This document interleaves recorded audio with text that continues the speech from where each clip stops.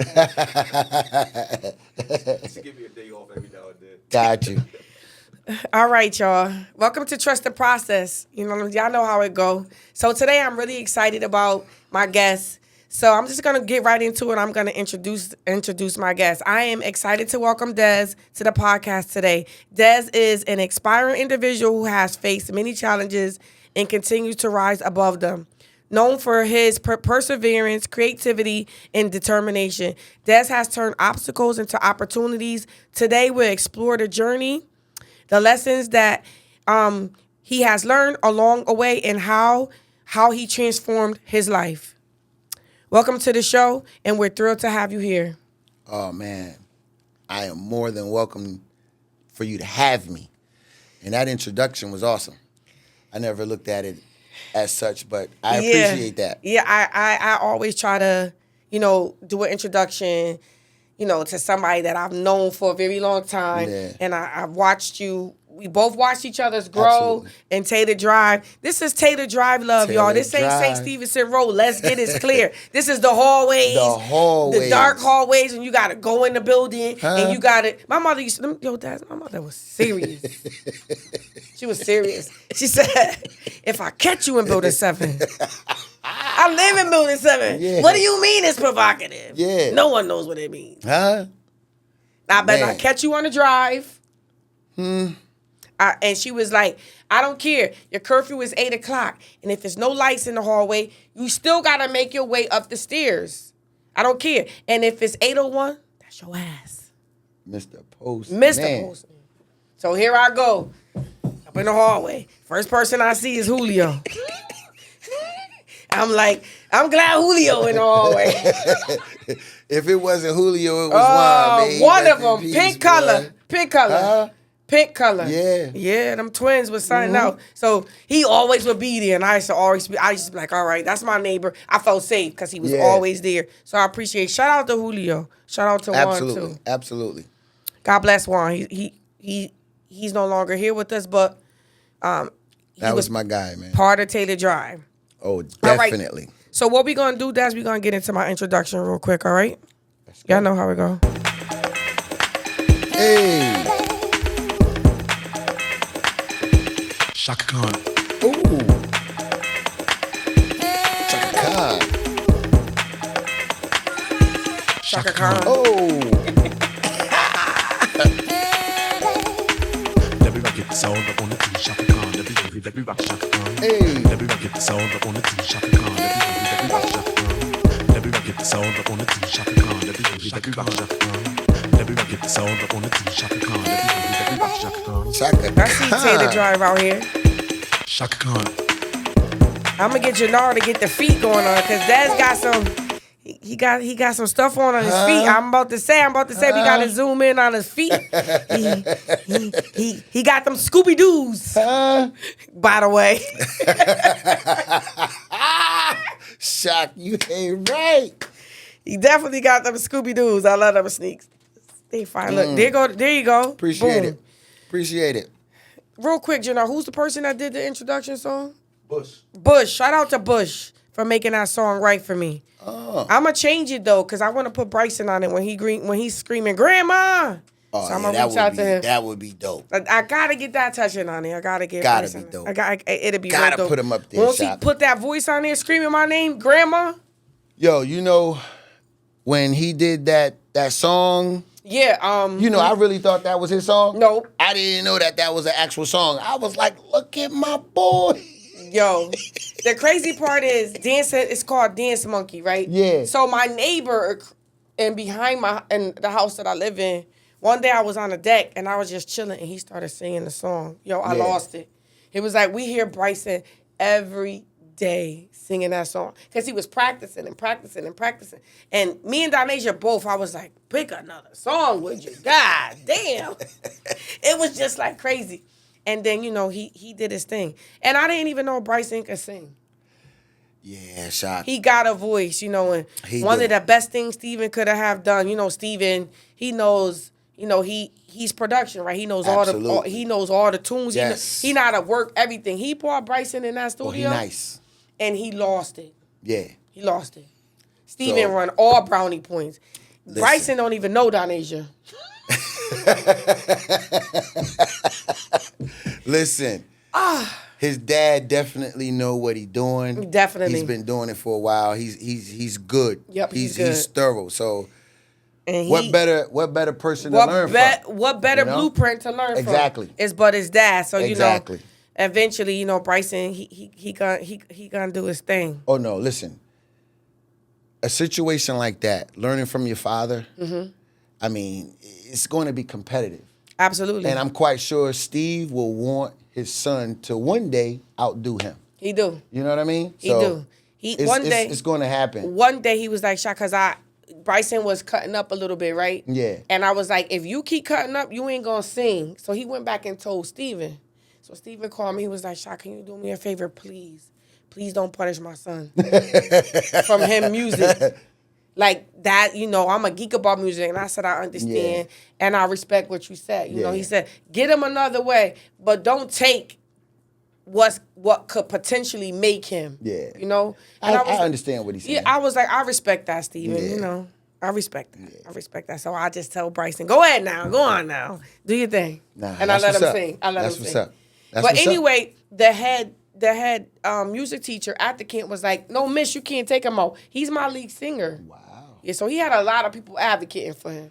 That's my guy, man. I know you. I've you always love from day one, man. I had love for Bryson. I just knew it was something different about him. Yeah. Yeah. That's my guy. That's my guy. Mm-hmm. All right, so we gonna go ahead and get into these questions again, Dez. I just want to really say I really appreciate you from coming on my platform. As I told you, I went through. It was like God placed people. That's how I recruit people. Not even recruit, but to ask people to come on the podcast. Yeah. And when we did the PT thing, and you and because it was canceled, I was like, you know what? I want to be obedient. Gotcha. And again, I just want to let you know I appreciate you so much. Man. I got nothing but love for Tater Drive. I got nothing but love for Dez, and I'm so excited about this podcast. And I really, really, really appreciate you coming on the platform. So, Shock, again, I want to thank you for inviting me and for being obedient. But before we do, move any further into the questioning, I want to say to you that I commend you. Mm-hmm. I'm proud of you. I've watched your growth, right? I've watched you from a young girl to a beautiful young lady now. Mm-hmm. And you've evolved, man, and it's a beautiful thing. And to do what you're doing right now, a lot of people are afraid. A lot of people are scared and nervous to sit in front of the camera and speak their truth. Mm-hmm. And I think God got some awesome things ahead of you, man. You just continue to move forward, man, one step at a time. Yeah. And it's all going to work out for you. And likewise, I feel the same way about you. Yeah. Yeah. Favor on both of us, right? Absolutely. Because, what you say, you can't jump. Go ahead. Tell them the quote, Dez. Man, listen, talk about it. My favorite quote is by Steve Harvey, man. He says, you'll never know you could fly until you jump. Woo. You got to take a step forward, man. You got to jump. You got to do something. Let me tell you something. That quote hit different. Yeah. It hit different. Yeah. It hit different. Oh, yeah. So we're going to get into these questions. So, first question is, can you share what it is, what it was like growing up in P.T. Barnum, a.k.a. Tater Drive projects, and how it shaped your perspective on life? So, a lot of people may not know, I was born in Norwalk, but I came to PT right after, living with my Aunt Delilah. People may know, everybody from PT know my Aunt Delilah, Quack, Pat. But I left PT at around the age of 4 and went down south with my grandmother and my grandfather. But before I left, and I'm quite sure a lot of people can remember or relate where we used to make these go-karts or these little things where we could pull. And Quack and Pat used to have me on the back, and we would go up in the back of the Evergreens where the Dorito Shout out to Albion Street. Right? And we used to go up in there and come out with Slim Jims and chips. You know, I'm the littlest thing in the bunch on the back. They would pull me back to PT, but you know, I can remember the summertime with the sprinkler going, man, out there getting wet, having fun. Mm-hmm. You know, those were some really fun times in my life, man. And you know, I would sit and talk to my mother about things that happened when I was 2, 3, 4 years old, and she would cry because she would be like, "Boy, how you remember that?" Mm-hmm. And I would simply tell her, "Mine, you know, those was like the only times that I had with you before I went down south." Mm-hmm. But yeah, I left PT at around the age of 4, and I went down south with my grandmother and Greenville, North Carolina, and grew up down there. Mm-hmm. And I came back 89, 90 around there. Mm-hmm. And man, PT, how old was you like then? When I came back? Yeah. 15. Okay. 16. That's still pretty young. Oh yeah. Mm-hmm. But when I came back, man, PT was lit. You know, I mean, it was a lot of, you know, things going on, you know, negative things. But PT, as a young kid, you know, 15 coming up, it was lit, man. I mean, I had a ball. The drive. Yes. Building 1. The umbrella. Yeah. 6 and 7. What? Huh? Hold on. Let me just say something. Shout out to Building 7. Yo, I don't know how, man, but like, how can you forget Building 7? Like, Building 7 was the bomb, man. Yo, you can't forget Building 7. What? Yeah, man. But yeah, coming back, watching Building 1, man. I know. You know, coming up, may he rest in peace, my big bro, Uno. I was just about to say. Tight. Uno. No, Tight was on the podcast. And PT, he came. Oh, okay. And he did a little bit, you know, he talked about Uno, you know. Yeah. So I was definitely going to ask you, you know, well, while we're on it, you know, you could give one of your fondest moments about him. You know, he was such an icon, and he was such a legend. Listen. And I want to let you know that you did a wonderful job when you spoke at the funeral. Oh, I appreciate that, man. You know what I'm saying? I mean, you made me cry a little bit. It was from the heart, though, man. Because I love that dude, man. I know. I know. I mean, listen, everybody, I'm quite sure a lot of people from PT have memories of with Uno. You know what I mean? The flyest. Oh, man, listen, the fly. How fly is he? I don't, me personally, that's just my opinion. I don't think there was nobody flyer than Uno, man. Hold on. Thomas Homan. He encouraged me, man, as a young kid to just, you know, get dressed. You know what I mean?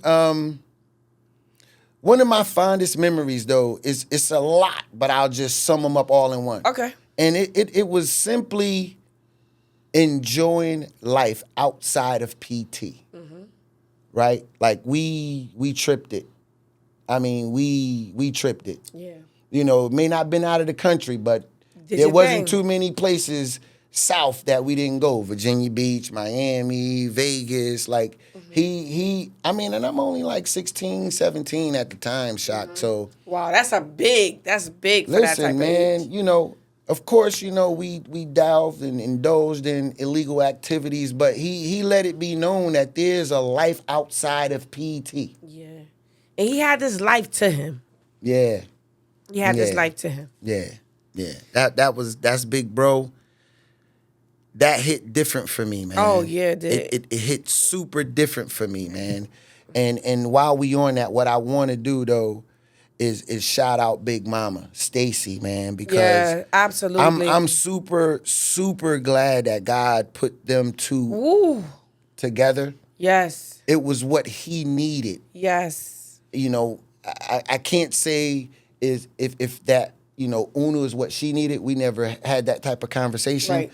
But I love this lady. This is my big sis. Yeah, absolutely. And like, she could call me anytime. Mm-hmm. And I like the fact that every person I spoke about who was the speaker said, listen, we're here for you. Yeah. Everybody acknowledged her. Yeah.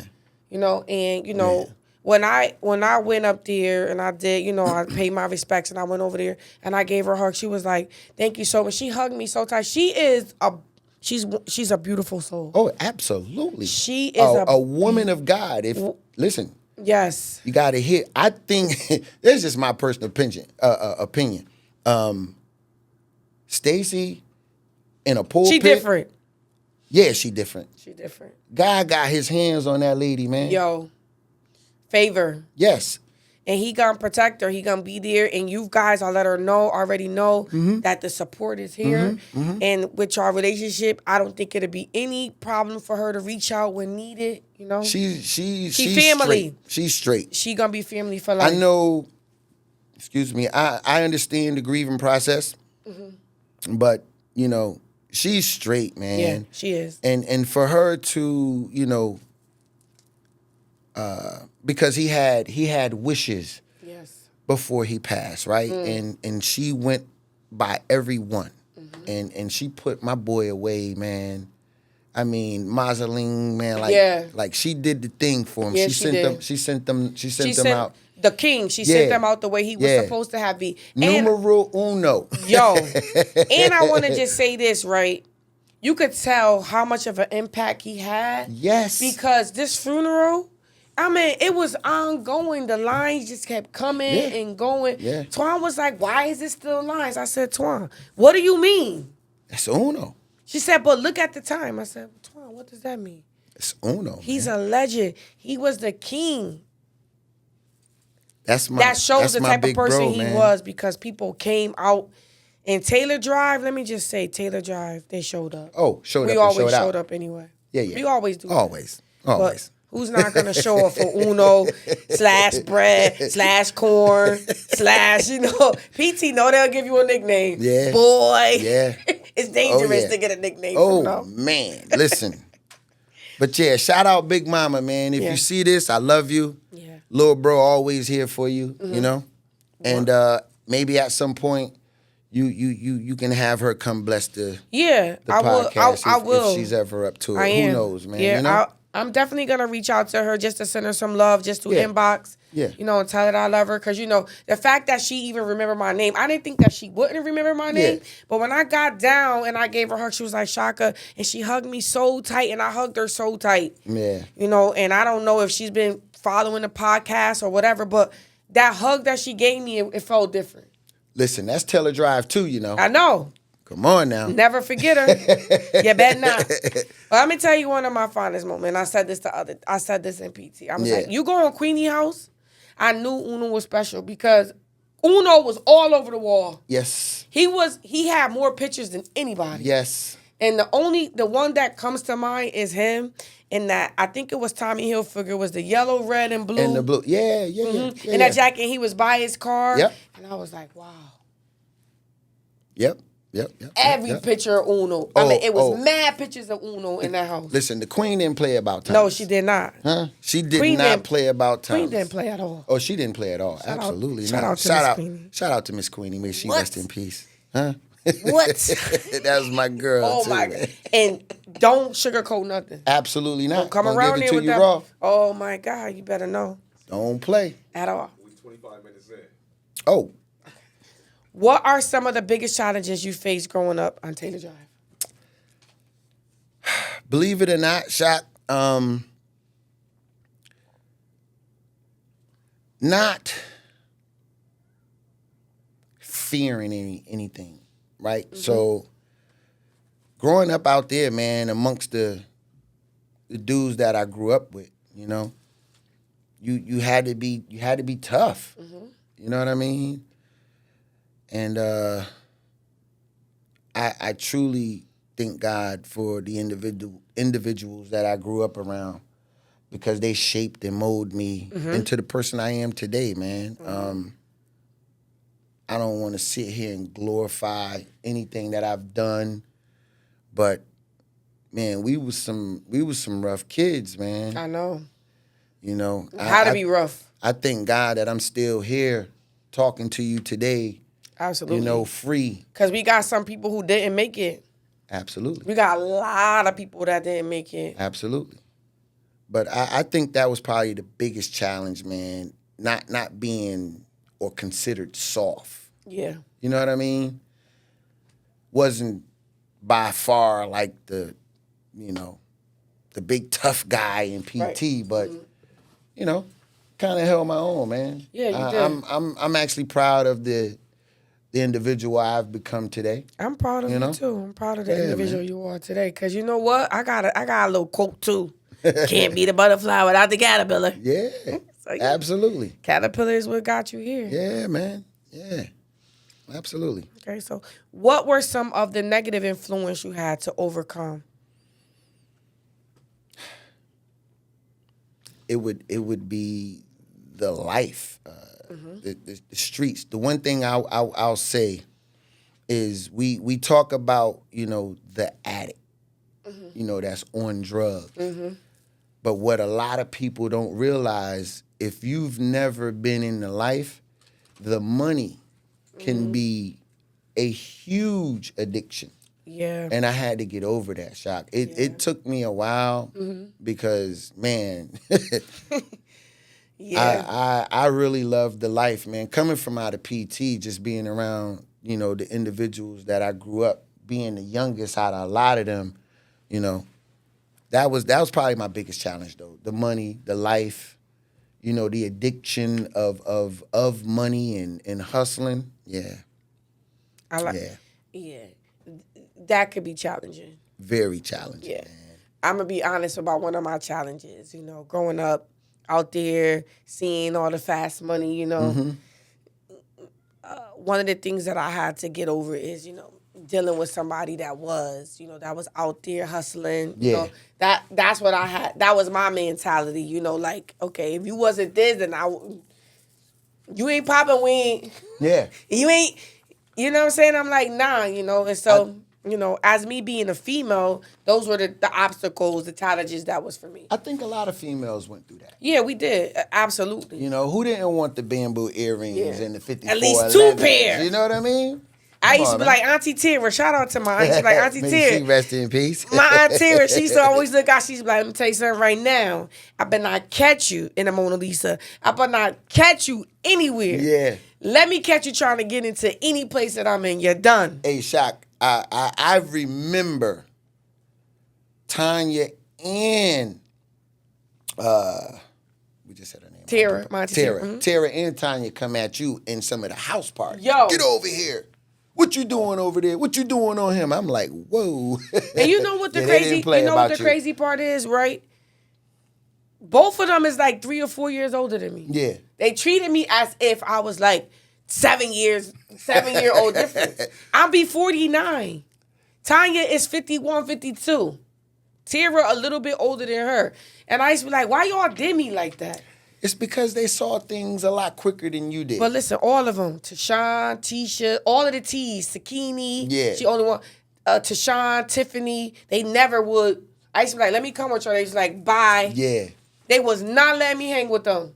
But now, they said, Chaka, you with the crew now? I said, well, thank you. Yeah. It took me a minute to get there. And that's the total opposite with me. It It's is? because, yeah. Men, because they see things differently. At the age of 16, I was in the limelight. I'm downtown in the living colors. Oh, I couldn't. There wasn't a club that I didn't get to. What was the Diamond Mona Gems. Lisa? I was trying to get in the Mona Lisa dance. I couldn't get in there. Tipton's up in Stamford. I got in Tipton. I'm 16, 17. I'm in every club. Why? Is because every bouncer or owner knew Uno or Type. Mm-hmm. You know what I mean? So... And I got sent home from Tipton's at the age of 20. I was turning 21 that Tuesday. And that Saturday, Taik gun slid. I said, Taik, you wasn't smooth, man. Because she had to use her own ID and then she slid it. But he caught us. Yeah. He was like, ma'am. I said, sir, I'm going to be 21 on Tuesday. I don't care. So you come back next week. So that next week I was ready for him. Ready. Here you go, sir. Bye. Oh, yeah. And then, the rule is, I had to sit in the car because I knew I wasn't. Yeah, you gotta wait. Gotta wait. If you can't get in, Taik said, here the keys. yeah, you might as well sit in the car and wait, take a walk, do something. But we ain't leaving because you can't get in. I was mad. So what sacrifice did you have to make to achieve your goals? Giving up self. I like that. Listen, man, when you out there making money and you enjoying things, when it's time to change, you got to let a lot of that stuff go. And that, for me, that was a huge sacrifice. You know, I was used to doing what I wanted to do, have what I want to have, and to just say, you know, I'm done, I'm through. It was super challenging, man. It was challenging. It was. But, you know, it took some time. Yeah. I won't tell you the exact year that it all went away, because people might see like, damn, Dez. But listen. yeah, I eventually walked away from everything, man, and you know, I just said, you know, if I can't do it working, then I just won't do it, or I won't have it. But I'm not leaving my kids anymore. Yeah. You know what I mean? That was huge. In 2004, I was locked up, Shock, and my father passed away, and I couldn't go to his funeral. And this dude was everything to me. This was my best friend. And I cried like a baby in jail. I couldn't go to his funeral. But I spoke to him the day before he died. I spoke to him. Okay. And he said to me that night, he said, son, don't do to your kids what I did to you and your sister. Yeah. And I took that as an apology, because my dad wasn't there. He didn't do nothing for us. A lot of us right? got that narrative. But the one thing he did do for me was allow me to go live with his mother and father. So, you know, yeah, man, I had to give up self. You know, I was selfish. You know what I mean? It was all about me. And once I realized that, I knew I had to let self go in order to grow. Yeah, it took something, but I eventually walked away and did what I had to do. Yeah, me too, Dad. You know, I remember when I went for my associate's degree at Housatonic, I was like, man, I know 4 + 4 is 8, but I kept coming up with 7. I kept coming up with 7. And I'm like, some shit got to change. Yeah. You know, and then I gave up myself too. And what I noticed that when you give up yourself, the transition that happens, it's like hitting the lottery. Absolutely. It's like hitting the lottery. Cause now, you know, I'm going into school and I'm learning where my traumas are. I'm learning where my triggers are. Transitions just started happening, you know? And sometimes, like I remember going for my associate's degree and I couldn't hang out like I used to. Yeah. So some of my friends was like, oh, well, excuse me, Miss. Yeah. Excuse me, Miss College Girl. And I'm like, yo, I got a partridge in a pear tree worth of homework. Like, absolutely. I can't run the street no more like I used to. You know? And then, you know, you start to trim your grass a little bit and you start to disconnect. Just because like you're on a different path. Yep. Right, from what other people are. You know, so I understand when you say you choose self, because when you choose self, you know, it's a huge sacrifice. Oh, it's a huge one, man. It's a huge one. Huge one. It really is. Absolutely. So how do you balance between remembering where you came from and embracing where you are now? So I work a lot, number one, right? Yeah, so, you do. I'm a car hauler, which, you know, if people don't know what that is, you know, I deliver cars. I load them, deliver them. But I'm on the road a lot. And when I do come home, I try my best. Once the wife, the kids, the grandkids is out of the way, I try my best to go to PT. Because it does something to me. You know, I like to go back. And I like to share with those out there, you know, what it is that I'm doing, where I've been, you know, like Ernest, I call him Big Unc, Leonard, who's my OG. Yeah, shout out to Ernest and Leonard. Yeah, right? So they legends as well. Absolutely. They joke with me a lot, you know. Oh, because they'll call sometime and be like, where you at? You in New Mexico? Where they got you at today? Cause I'm everywhere, so I get to see the country now, right? And I love to come back out there, man. It does something to me, Shot. You know, I can't not go to PT at least once. Yeah. When I come back off the road. Yeah. You know? Me too. I just love it. Like, you know, people have a negative talk or whatever about the projects, but this is where we come from. Yeah. Right? Taylor Drive. So it just does something to me, man, and I just love going back. I'll never forget where I come from. Absolutely. And it keeps me balanced. Yeah. Because I don't want nobody You're to not ever arrogant. think, yeah, right? You don't forget where you come from. Never. Never will you ever catch me, you know, I'm bigger than you. Right. I'm better than you. Right. Because that's never been me anyway. I've never been the flashy, flamboyant. You're very humble. Very. Very humble. So, and I know that you're very humble, but I just have to just shout you out real quick. Hold on. Because Ernest said some stuff, you know, about you. And I know you gave, but you gave in silence. But the fact that you were able, right, to come there and give because you changed your life and you gave a lot of money towards the annual thing that Ernest do, Labor Day and things to that nature.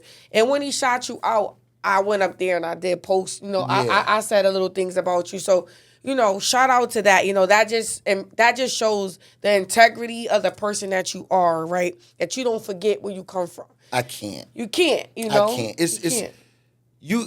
For me to forget what Ernest has done for me. Yo. Right? It would be blasphemy. Like I couldn't do it. Yeah. I wouldn't be able to. Right. I wouldn't be able to look him in the face. Right. You know, everybody know who Ernest is, right? Everybody. And he was one of the ones that I came up under too. You know, I did things for him.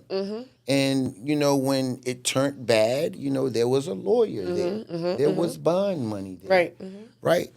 You know, things come up missing, right? You can pay homage in so many different ways. Man. And that's just basically what you did. He just, and not only that, I know what he doing is for a good cause. It's definitely for the kids. You know, and I just wanted, I want to help. Whatever I can do, I want to be able to do it. And I'm never doing anything for recognition. No. That's why I said, you know, I know you humble, but I want to give you your flowers for doing what you did. And I told him, look, nobody ain't got to know about this. I'm not doing this because I want people to know, oh, Dez. I know. That's just not who I am, man. I know. He's done so much, man. And the amount of years that he has done this event. For years. And when I spoke to him, you know, he was saying how, you know, people weren't really stepping up. And, you know, I kind of felt bad, like, come on, man. Yeah. But it's unfortunate. Yeah. I don't do anything for reckoning. I don't care that people know what I've done or what I'm doing. That's not what it's about. Yeah, no, 100%. But I like to give people their flowers when it's done. Yeah. And, you know, I think that was a perfect question for me to, you know, shine a light on them. Yeah. We have 40 minutes. Okay. Yeah. So what? Chaka, when you talk, just keep your head up. Don't talk down to the mic. Just keep your head up. Okay. People can't see your eyes. You gotta show that pretty face. Okay. I'm gonna get through them. I'm gonna get through them. What lessons from the time you grew up in Taylor Drive stayed with you and guided you in your current life? So what memory that you have that still stick with you today coming from out of Taylor Drive?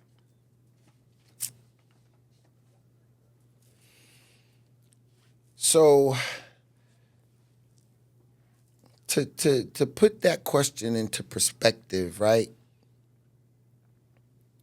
The individuals that I grew up with and the things that we done, it would have to be loyalty. Ooh. I think that is by far the one thing that has stuck with me throughout the years. Shout out to my boy Fleet, Oh my God. Tito, Yo, right? Tito. That's something we talk about. I you know? love Tito. That's my boy. I would rather have loyalty over love. That's something that me and him has talked about for years, right? And honestly, if you think about it, if you're loyal to an individual, you love them anyway. You love him anyway. You know what I mean? So I would rather have the loyalty, man. I like that. And Tito's a loyal person. Oh man, listen, man. Oh man, let me tell you something That's about the Tito. bro, man. Tito used to have that blue Jetta. It had a booming system, and he used to play Arrested Development to the core. Yes. Oh, Mr. Window. Yes. Oh man, he used to come through PT, Mr. Window. Yeah. Every time I see Tito, I said he's shocked. Tito be like, shocked. Every time you see me, you say that. Because that's the memory that I have of him. He loved Arrested Development. He killed it. Yeah. He killed it. So here's the question, right? What ice cream truck did you like, Rudy or Carlos? I like Carlos. Okay. That's just me, Okay. right? Carlos was the shit, though. He was. Carlos I mean, had flat sandwiches, banana boats. And listen, I was big on, and this was because I can remember the flat sandwiches, Yeah. at that age. So Way before Bassick did. way before, what is it? Zum Zum, Yum Yum, but Whatever you call it. yeah, whatever you call it. But yeah, I'm a Carlos guy. See, I was a Rudy guy because my mother did not let me go on the drive. So I couldn't deal with Carlos. I'm right there. Yeah, you You right know? there. It was Bang. an easy reach for you. Go Absolutely. Gadget R's. You had Building 7, so you was right there. Right there. You was right. Me, I had to take a long walk with Jill Scott. Because my mother said, I better not catch you on the app.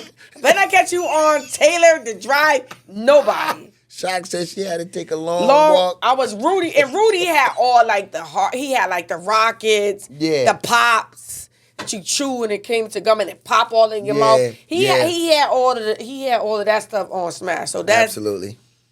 So this question is, what building was popping the most in Taylor Drive? Because Ernest says building 1, but I disagreed with him. I mean it was popping, but Listen, Shock. we both lived in building 7. Listen to me. I'm going to say it's a toss up. Okay. And even though we both from building 7, I got to give the edge Yep. to building 1. Yeah. I just have to. Because building 1 and building 7 and building 9, I think, was the only buildings that didn't get rebuilt. Absolutely. Yeah. So, Absolutely. 1, 7, and 9. Yep. And that tells you something. Tells right? you a lot. But building 1, I know. It was. So- it was like you went out of the country. It was like building 1 had its own lane, and that I'm not gonna take away from it. Shop. Building 1 had its own lane. when I came back to Bridgeport, that was the one building that I wasn't allowed to hang out in. My Aunt Delilah, and listen, I would be in building 7 looking at Quack and Pat over there with Tyke, Uno, and Chillin'. Ernest, everybody over there just having a ball. And here I am in building 7 and can't go over there. I said, oh, Lord. But building 1 was popping, but building 7, 6, 7, it was the umbrella. It was for our generation, Yeah. that was where the hangouts. That's where the haps was at. So Yeah. I can see why you would feel that way about building 7. I do too, but I would have to give the edge to 1. Yeah, I agree. But you know what, Des? I tried to get in building 7, but my mother was not having it. And then I had my Aunt Valerie in the window. Yeah, better not be on the drive. Yeah, she in building 6, What? right? No, she was Hold across up. the drive. Oh, Valerie. absolutely. She was I forgot. I'm sorry. Yeah. What's that? 12? 12 or 13. Yeah. She was Yeah, in that window. She stayed in the midst of the window. I don't know what I'm thinking about, Valerie. She That's TV stayed in the window. moms. Yeah. She was the drive watch. Yeah, you can say that because she definitely stayed in that window. She stayed in that window. Absolutely. Yes, she did. So at what point did you realize that you could break away from the circumstances you grew up in and create a different life for your future? Believe it or not, Shock, it would be around the time my father died, I was locked up, Okay. right? So Not that it's a good thing, but when I first started going to jail, I used to see the OGs, right, in jail. Their quote was, "I'm sick and tired of being sick and tired." And it never really resonated with me what they meant by that. Right. Until I was in that same predicament.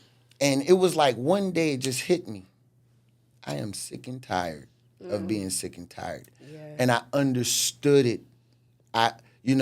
Here I am 30 years old locked up and I got 19, 20 years old talking about OG. Yeah. And I'm like, I'm not old. You know what I mean? Like OG. And I'm starting to see young kids come in and I'm like, no way. Yeah. Like this is enough. Yeah. And I came home in 2006 and I have not looked back, man. Good for you. I have not looked back. And you know what? I talked about this like a couple weeks ago on the podcast, and I talked about why people disvalue their truth when that's the reason why you evolve. You know, the only way you could evolve is if you understand where the breakdown is at. Absolutely. Right? If you do a division, right? And let's say your remainder is 16, you got to break that 16 down. Absolutely. Into the number 2. Absolutely. If you got a remainder 16, then you got a long way to go. Because you got to break. You got to keep breaking it down. You got to keep breaking it down. Even for me as a woman growing up in PT, there was a lot of things that I had to change. In regards to, me only dating men that, was hustlers and things of that nature. So that was a point for me that I had to change as well. So when I started to go to school and I started to know a different part, that's when I started to tap into that and be like, okay, absolutely. Shaka. Then when I went for my bachelor's degree, then, I went on to my master's, it all made sense. Yeah. Yeah. That's why it's called trust the process. Trust the process, man. Just gotta let it go. Absolutely. This is what I like about you, Dez, right? Because you have all daughters. All daughters. I love it. All daughters. You have all daughters. All daughters. What are some of the challenges you face as a father raising only daughters? So, I tell my daughters a lot. To answer that question, right? I tell my daughters a lot. As a man coming up in PT, dealing with a lot of women, I know what you're going to face. Yes. I know what you're going to come up against. And I am super blessed and thankful that I have beautiful daughters. You do. All of them. Of course, they look like their father, but yep. I digress. Let me stop it. But listen, I lost mine too. Because Danasia don't look shit like me. But so Shaq, I tell them that I am like the book of answers. Ooh, you are, and that's the beautiful thing about it. That's why I said I like this question. Yeah, for you. I'm a book of answers. 'Cause and I could tell you and give you so much value in your life, man. Like, I want my daughters to know that they have worth. Yes. And the one thing, it's essential for you to do that. Absolutely. What will not happen is a young man saying that he slept with my daughter for material items. Yeah. It will never happen. Yeah. Because you know what? They're going to know that they got a father that's in their life. They got a backbone. And they always going to be fearful. Listen. When they know the lion or that's around that you are. The way I talk to my daughters. I love it. I cut no corners. You can't. I don't hold nothing back. It's best they get it from you opposed to getting it from the public. Now listen. There's nobody in life that is perfect. The only person that walked this earth that was perfect that I know of talk to him is Jesus Christ. Talk about it. So we're going to make mistakes. Absolutely. We're going to make bad choices and bad decisions. Absolutely. Bottom line. And have my kids made some bad choices and bad decisions? Absolutely. They're not perfect by far. But, that's, man, listen. Yeah. Shot. Yo, I love my babies. I know you do. I I don't see care how them. old they are. They will forever be my babies. I recorded a video of you at your 50th, Oh, word. and your daughters was all over you. Listen, they love on me just as much as I love Man. on them. I was like, oh man, I had to record that moment. I sent it to you too because it just meant so much, you know, for you to be in their life, for you to understand what's ahead and what may happen to them as young women, because they all beautiful. So you know, they on them like flies. Yes, they on them. But yes. you being in their life and you teaching them what their value is will ultimately be essential for them to have. Oh, absolutely. They have to know what their worth is. Absolutely. As a young woman in Bridgeport or in the world, period, they have to know what their worth is, man. And I constantly preach that to them to this day. So the values that I instill in them, again, is knowing their worth, right? Listen. Absolutely. I would love for them to, like my two oldest daughters, right? Desmonde, Denasia. Excuse me. I talked to them throughout the years before they had their kids. And I didn't want them to have kids early. I didn't.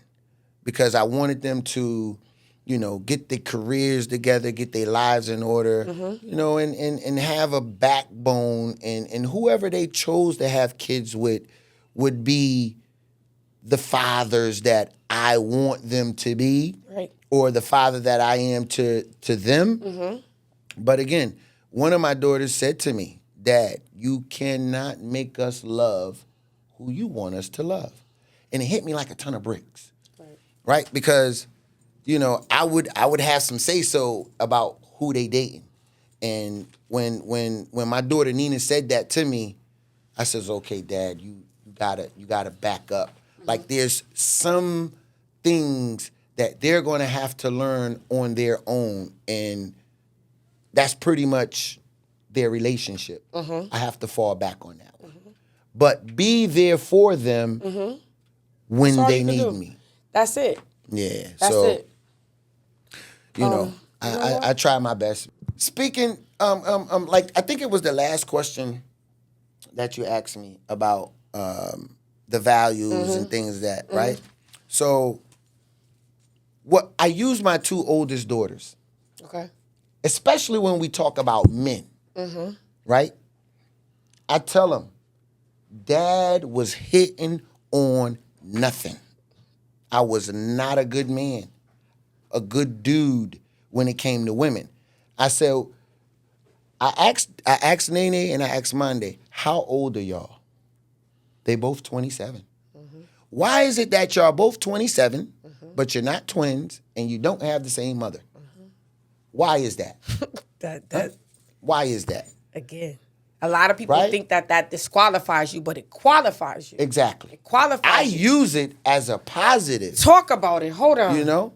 I use it as a positive. Nobody knows what it means. When I'm trying to teach my daughters about men, about young boys. All they're doing is, you know, using you as a trophy.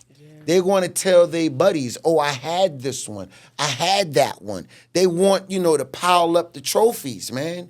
You know, and I don't want my daughters to be no trophy. Like, you know, I want you to be a trophy, for one. Because they're all beautiful. Absolutely, you know. You get older, like, And now you got kids of your own, especially me with daughters. You be like, oh, I get nervous. I get scared. Like, yo, hold up.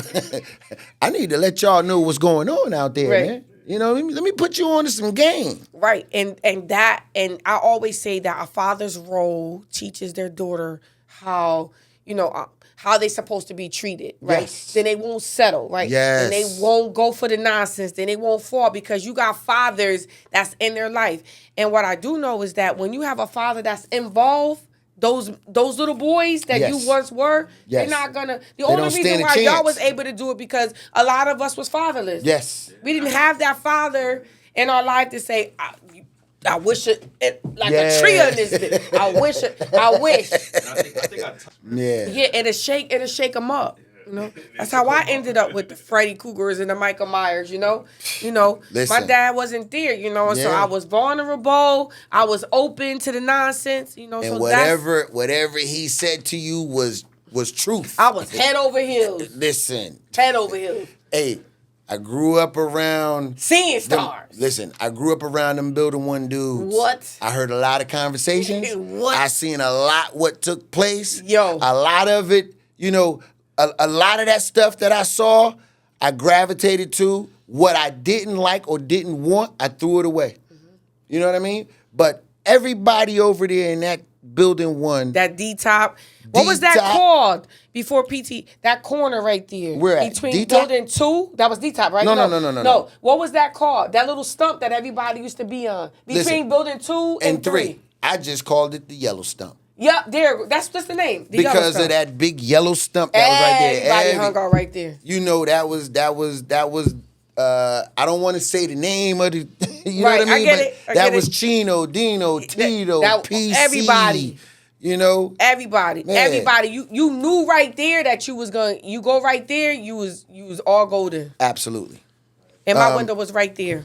So, what advice would you give to a young person in similar environments who are striving for success? Shock, it's not as hard as people think it is. It ain't. Right? Because what we call in today's society getting a bag, you do not have to go illegally. No. Right? A hustle is a hustle. Listen, the internet has made so many people super filthy rich. Like if these young kids would just look, pay attention, read, study, Right. some of these influencers and like prime example. And you know what? I may need to take some of my advice, but Wallow 267. If anybody has watched this man's story, do 20 years in jail. What's his name again? Wallow 267 I can find him on YouTube. on Instagram. Okay. Hottest podcast. Listen, the I'ma look him podcast up. is $1 million worth of the game. Him and his cousin Gilly. The dude did 20 years in jail. He came home. Oh yeah, I know what you're talking about. He did not care what nobody thought of him. He would be laid out in Philly on the ground with ketchup on his head like he was shot, delivering a message. And he just kept doing it. Multi-millionaire now. He buy whatever he want. He riding around in Lamborghinis and Maybachs. It's doable. It is really doable. What these young kids are suffering from nowadays is what another person think about them. Yeah. If you can get past what other people think about you, you can become anything. You could do whatever you want. But it's the peer pressure of what your peers Yep. think about you, right? Oh, nah, yo, we going to go slide. Oh, you weak. You can't Yeah. hang with us. You ain't Yeah. this, you ain't this, you ain't that. And then Oh, you the fall op subject. this, the op that. Yeah. You know what I mean? Like if they can get past that, oh, they could be whatever they want to be. And honestly, Shock, even if they don't want to do none of that, learn credit. Yo. Learn credit. Yo. Learn finances, period. It's nothing they can't have, man. Yeah. There's nothing you can't drive. There's no house you can't live in. You do not have to go the illegal route. Yeah, you don't. You don't. And I would like to talk about that too. You know, one of the things I would like to tell the young ladies is, value yourself. Value yourself. I kind of fell subject, and I'm all right with talking about it. Yeah. I kind of fell subject a little bit to a lot of the stuff where I lost value of myself. And during my mental health challenge, I had to learn that value. And now I value myself. Let me say this because you brought up a good thing.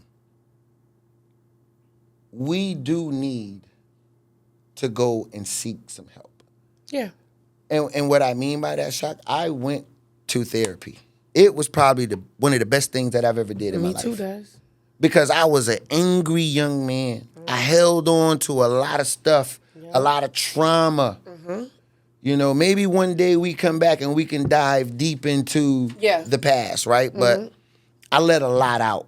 And it helped me. It's like hitting the lotto. You know? It's better than hitting the lotto, if you ask me. And more than anything, Ivory, who's like my mother/sister. Oh my, I love Ivory. Who I be has having my deep conversations with her. Listen, too. the conversations we have is I love her. Is beautiful. Her sister too, Danette. Danette, yeah, I was about to say I call her Neo from the Matrix. I like that. Anytime she calls me, I like that for her. or she tells me I got something to tell you, I know for a fact it is God that has laid something on her, or in a dream or whatever, and she has to relay this message to me. It gets me nervous. She called me too. Yeah. Because Ivy has my number. She was like, Chaka, I want to tell you, don't hide your story. I don't care what it is. Yeah. She reached out and she, and she told me, don't be afraid of your story. She encouraged me. And I loved Danette for that. Yeah. I love the both of them, man. Me too. Like Ivory, you can't play with Ivory. No, you can't. You just can't like play with Ivory. she knows my story from top to bottom. Her and Danette. I cried at them. I'm talking about crying so hard. To them too. I'm talking about crying so hard you could barely understand what I'm saying. Yeah, I trust them. I've done that too. You know, they are like my big sisters, man. Yeah, they're good people. I love them. Like, man, I love and appreciate them. Again, the only way they could be that to us is because what they went through. So it doesn't disqualify them. Yes. It qualifies them. Yes. And people have to understand that. Like, just because, I might have been this, but that doesn't disqualify me. Yeah. It qualifies me to be able to talk about it. Because where the mud is at is where you learn that. Shot. You can't go around that. And being locked up, you have to go through, sometimes you got to do programs like NAAA, even though if you've never was alcoholic or drug dealer. Right? But in the rooms, they would say you can't keep it until you give it away. Yeah. Right? So I say that to say whatever they've gone through in life, you have to give it. You have to give it back. You have to share it with somebody. Somebody needs to hear. It's vital. Somebody needs to hear what we've gone through. It's vital. Because it can save their life. Yeah. And some people say to me, Shaka, like, why you want to tell your story? I'm like, because you know what? It don't define me. Yes. And I'm not afraid to tell my story. I'm not afraid to talk about my past and nothing. I'm very free about my past because I'm free. Yeah. It doesn't hold me back. It doesn't define me. A person might say something, oh, Shaka, you this, you that. I'm like, yeah, but guess what? That's just your opinion. Yeah. You cannot be the butterfly without the caterpillar. Yes, and nobody's opinion defines who you are. That's their opinion. Period. And that's what people have to. That's what people have to understand, that you can't do that. It doesn't define you. Yes. You just kind of keep pushing, moving forward, and you know what it's called? It's called trust the process. Trust the process. And that's what the podcast is. It's trust the process. So I wanna again, Dez. I wanna thank you. Wholeheartedly, from my heart, from my heart, I really appreciate, the fact that you came. Yes. You came, and we had a really deep conversation. Man, it was beautiful, Shaq. It was beautiful. And I love you. I love you too, man. With all my heart to the core. Yes. And you know what? Stay encouraged. Keep doing what you're doing. And favor is nothing but to come towards your life. I wish nothing but blessings and blessings and blessings on top of blessings in your life, Des. Shock. I utter the same words of encouragement right back to you, right? Yeah. Keep doing what you're doing. Yeah. You know what I mean? Come on, let's give each other a hug. Oh, absolutely.